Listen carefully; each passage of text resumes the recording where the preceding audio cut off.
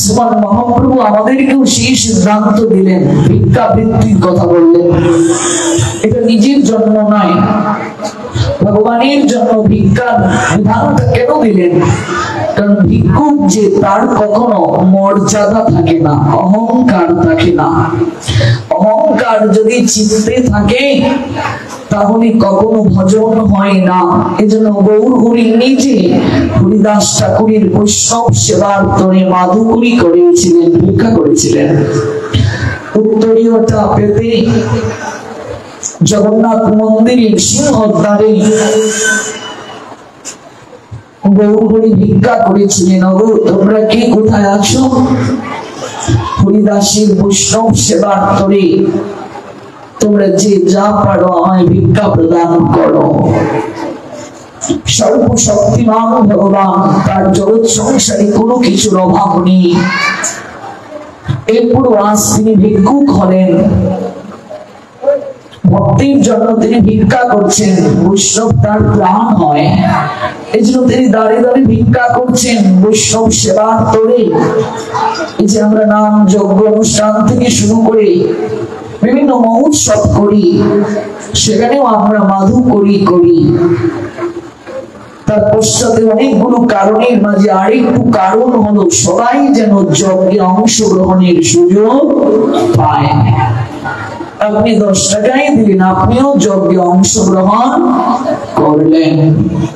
আপনি একটু চাল, একটু ডাল, সবজি যাই পারেন নিয়ে এলেন, আপনিও সংকীর্তন যজ্ঞের পিতা গৌরাঙ্গ সুন্দর তার যে নির্দেশিত পন্থা, তিনি যে শিক্ষা জগতে দিয়ে গেলেন, পৃথিবীতে আছে যত নগর আদি গ্রাম সর্বত্র প্রচার হইবে মোর নাম। এই যে যজ্ঞ, হরিনাম যজ্ঞ, আপনি তাতে অংশগ্রহণের সুযোগ প্রাপ্ত হলেন। দ্বিতীয় কথা, যতক্ষণ পর্যন্ত চিন্তে আমিত্ব, আমার, আমি করছি এই ভাবটা থাকবে, অহংকার থাকবে, ততক্ষণ পর্যন্ত যজ্ঞ সম্পূর্ণ হবে না। মাধুকরী করলে অহংকার থাকে না। তবে গৌরহরি যে মাধুকরীর সিদ্ধান্তটা দিলেন, আমরা সেভাবে করতে পারছি না।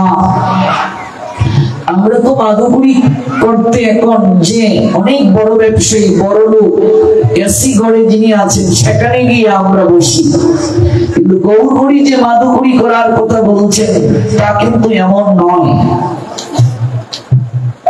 আমরা যে রোহিদাস বৈষ্ণবের নাম জানি, এই রোহিদাস বৈষ্ণব পূর্ব জন্মে গুরু আজ্ঞায় মাধুকরী করতে গিয়েছিলেন। কেন তিনি মুচিকুলে জন্ম নিলেন জেনে নিন। গুরু আজ্ঞায় তাকে মাধুকরী করতে পাঠানো হয়েছিল। মহাপ্রভুর সিদ্ধান্তটা হলো 5 বাড়ির বেশি মাধুকরী করা যাবে না। এটা অত্যন্ত কঠিন, এবং বিষ্ণুর নিকট থেকে মাধুকরী করা যাবে না। গৌরহরির যে বৈষ্ণবতা, তার যে বৈরাগ্য, জগৎকে তিনি যে সিদ্ধান্ত দিলেন, এটি অত্যন্ত কঠিন। আমরা যতটুকু পারি পালন করার চেষ্টা করি বা করার চেষ্টায় রত আছি। গৌরহরির যে মাধুকরীর সিদ্ধান্ত দেখুন, কিংবা বৈষ্ণবীয় সিদ্ধান্তে যে মাধুকরী, কিংবা শাস্ত্র যে মাধুকরীর সিদ্ধান্তটা দিলেন, রোহিদাস গুরু আজ্ঞায় গেলেন, তখন একটু একটু করে বৃষ্টি ঝরছে। রোহিদাসের পূর্ব জন্মের কথা আপনাদের জানাচ্ছি। তাই তিনি এক রাজ অট্টালিকায় গিয়ে আশ্রয় নিলেন। রাজকুলবধূ মমতায় আপ্লুত হয়ে ছেলেটির দিকে তাকিয়ে বলছেন, এই বৃষ্টির মাঝে তুমি অন্য কোথায় মাধুকরী করতে যাবে? আজ আর অন্য কোথায়ও যাওয়ার প্রয়োজন নেই।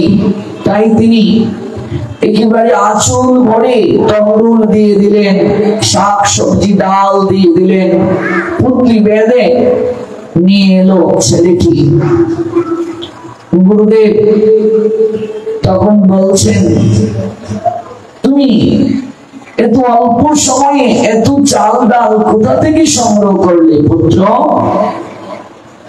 সত্যি করে বলো, এখানে একটু সে মিথ্যের আশ্রয় নিয়েছিল।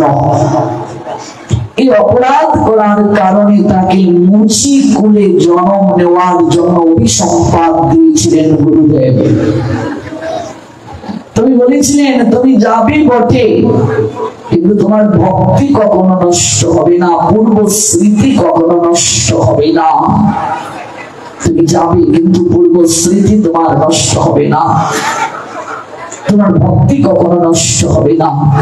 এই যে মাধুপুরীর সিদ্ধান্ত, মধুকর যেভাবে পুষ্পে পুষ্পে ঘুরে বেড়ায়, সেখান থেকে এক বিন্দু করে মধু সংগ্রহ করে চক্রে সঞ্চয় করে, এটি হলো মাধুকরী। দেখো কৃষ্ণচন্দ্র জমিদার, তুমি নিজের হাতে কখনো তো কাউকে ভিক্ষা প্রদান করো নাই,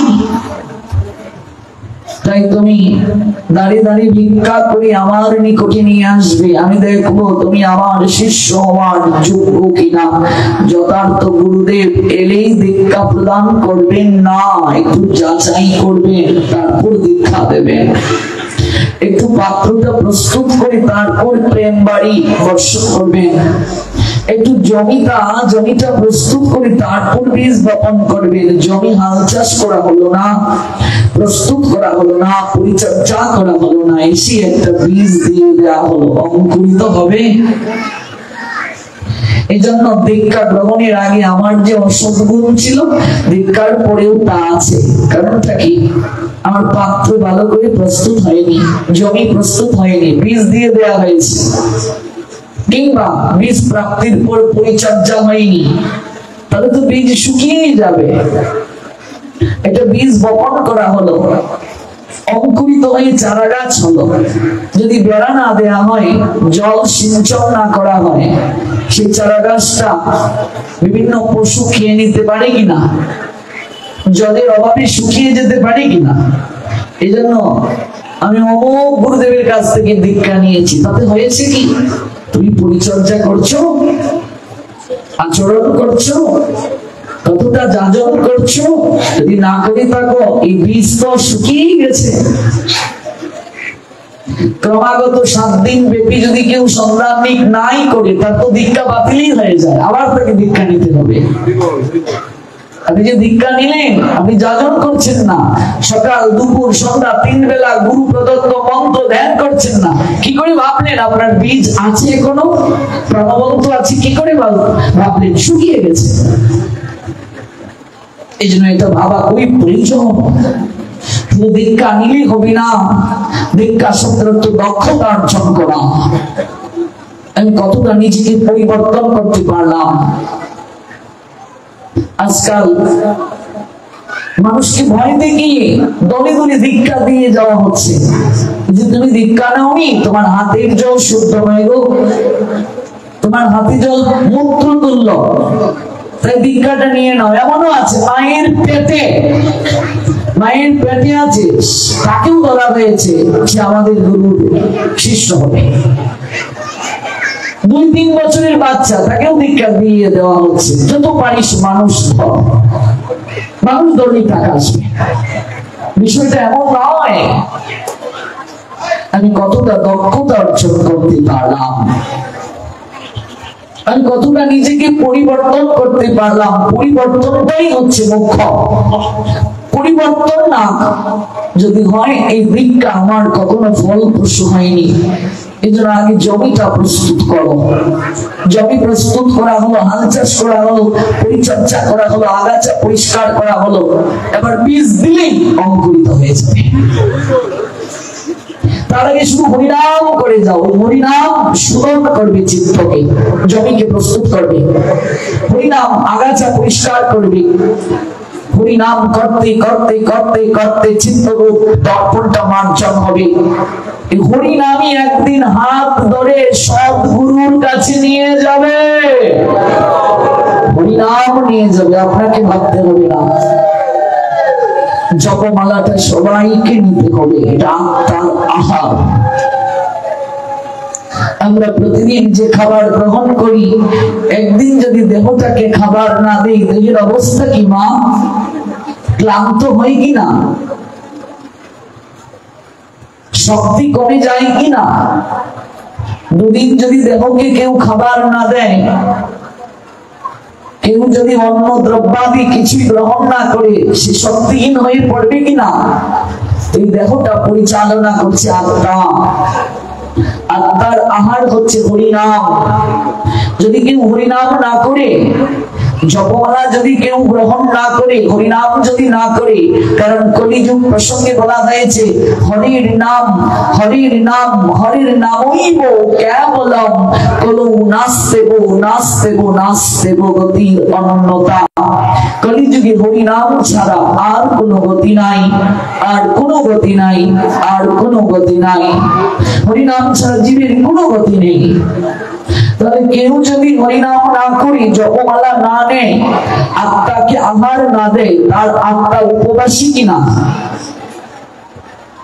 দুদিন দেহকে খাবার না দিলে, দেহ যদি শক্তিহীন হয়ে পড়ে, আত্মাকে যারা আমরা খাবার দিচ্ছি না, হরিনাম করছি না, আমাদের আত্মার অবস্থাটা কি ভাবুন। জপমালা যাদের নেই, কৃপা করে নিয়ে নিন, দুমালা করেই করুন, শুরু করুন দুমালা করে। দুমালা হরিনাম করতে 10 মিনিট সময় লাগে, উঠতে 12 মিনিট সময় লাগে, নবীন হলে না হয় 15 মিনিটই লাগলো। 24 ঘন্টার মাঝে যদি 15 মিনিট সময় আমরা না দেই, ভগবানকে শেষের দিনে আমাকে দেখার কি ভগবানের সময় থাকবে? স্বয়ং বিচার করে সিদ্ধান্ত গ্রহণ করুন। সম্ভব নয়। এই শরীরের পূর্ণিমা চিরকাল থাকবে না, পূর্ণিমা তো থাকবে না রে, আসবে অমাবস্যা। এই শরীরের সৌন্দর্য, এই যৌবন, এই ভোগের প্রবণতা, এই ইন্দ্রিয় তৃপ্তির প্রবণতা চিরকাল থাকবে না। ভগবান আমাদেরকে যা দিয়েছেন সেই ঋণ আমরা এখনো শোধ করতে পারছি না, অনন্ত জন্মেও সম্ভব নয়। প্রতিদিন ভিক্ষুকের ন্যায় তার কাছে আরো চাইছি, যা দিয়েছো তুমি মোরে, কি দেব তার প্রতিদান? তুমি আমায় যা দিয়েছো, কি দেব তোমায় প্রতিদানে? তোমায় কি দেব? এগুলোই তো ঋণ স্বীকার করতে পারছি না। কাজে হরিনামটা খুবই প্রয়োজন। কলিযুগে হরিনাম ব্যতীত জীবের উদ্ধারের আর কোনো পথ নাই। 4 জন যদি সদস্য থাকে, 4টি জপমালা ধরতে হবে। এটা কলিযুগের ধর্ম। আপনি যে সরকারের অধীনে থাকবেন, সেই সরকারের আইন আপনার মানতে হবে কিনা? কলিযুগের যিনি ভগবান, তিনি শ্রীমান মহাপ্রভু, তার যে আইন, এই আইনের বাইরে গেলে হবে না। শুনো মিশ্র, কলিযুগে নাহি তপ যজ্ঞ। মহাপ্রভু জানালেন, যে জন কৃষ্ণ ভজে তার মহাভাগ্য, অতএব ধরে তুমি কৃষ্ণ ভজ গিয়া। মহাপ্রভু সিদ্ধান্ত হলো কলিতে কৃষ্ণ ভজন, কলিতে কৃষ্ণ নাম, এটাই শাস্ত্রের সিদ্ধান্ত। কলিযুগে তপ যজ্ঞ কোনো কিছু নাই, পুজো পার্বণ এগুলো আমরা করছি বটে, কিন্তু এগুলো দ্বারা জীব কখনো উদ্ধার হতে পারবে না। একমাত্র হরিনামই কলিযুগে উদ্ধারের পন্থা। অথচ সেই জপমালা আমরা এখনো গ্রহণ করি নাই। মহাপ্রভুর যুগে আমরা বসবাস করছি। সর্বপ্রথমেই আমাদের এই ভক্তি পথে অগ্রসর হতে গেলে, গৌর কৃপা লাভ করতে গেলে